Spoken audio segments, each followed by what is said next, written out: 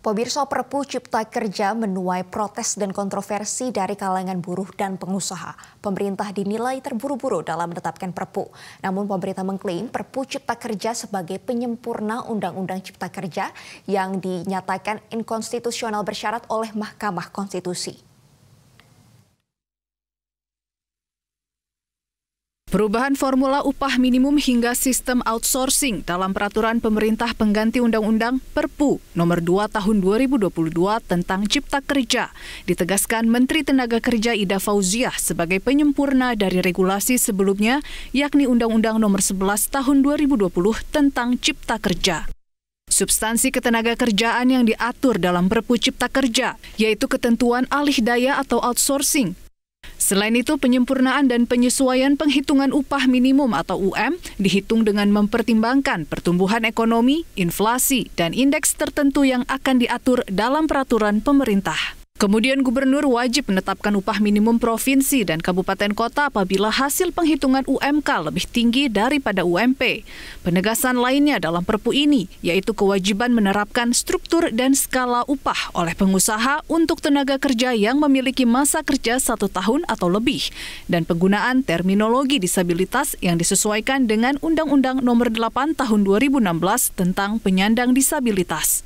Perpu ini juga mengatur penggunaan hak waktu istirahat tenaga kerja yang upahnya tetap dibayar penuh, serta terkait manfaat program jaminan kehilangan pekerjaan. Sementara Asosiasi Pengusaha Indonesia (APindo) menilai pemerintah tidak konsisten dalam menjalankan amanat Undang-Undang Cipta Kerja yang kemudian direvisi melalui Perpu Nomor 2 Tahun 2022.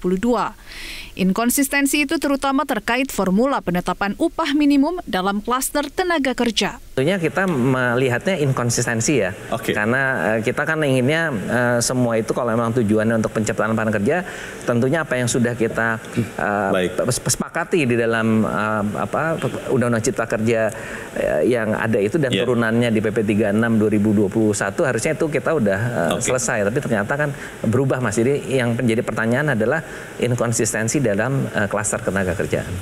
Sementara perwakilan buruh Said Iqbal menilai pemerintah terburu-buru menetapkan Perpu Cipta Kerja sehingga mengabaikan beberapa poin aturan terkait jam kerja dan waktu istirahat atau cuti tahunan. Perpu Cipta Kerja mengatur hari libur bagi pekerja atau buruh yang hanya 1 hari dalam sepekan. Aturan lain yang dipermasalahkan yakni uang pesangon tenaga kerja. Di Cipta Kerja udah salah, kok di Perpunya salah juga.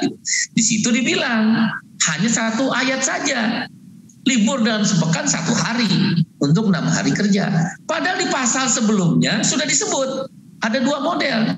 Kalau dia 5 hari kerja dalam 1 minggu, maka libur 2 hari. Kalau 6 hari kerja dalam 1 minggu, libur 1 hari. Dalam putusan nomor 91 tahun 2020 yang dibacakan pada 25 November 2021, Mahkamah Konstitusi menyatakan Undang-Undang Cipta Kerja inkonstitusional bersyarat.